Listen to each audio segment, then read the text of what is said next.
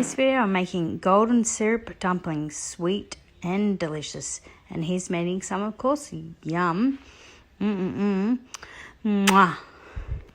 These are the ingredients you'll need for the sauce part: 50 grams of butter, 3/4 of a cup of brown sugar, 3/4 of a cup of golden syrup, and 3.5 cups of water. And you're going to let it simmer while you make the dough.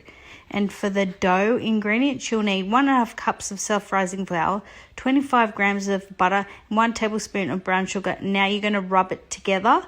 Then you're going to add 1 egg and 1/4 of a cup of milk and give it a mix. And you only mix it till it's all mixed together. And then you're going to put them in balls, cook it for 6 minutes with the lid on, and voila. There you go, guys. How easy was that? Add some sauce and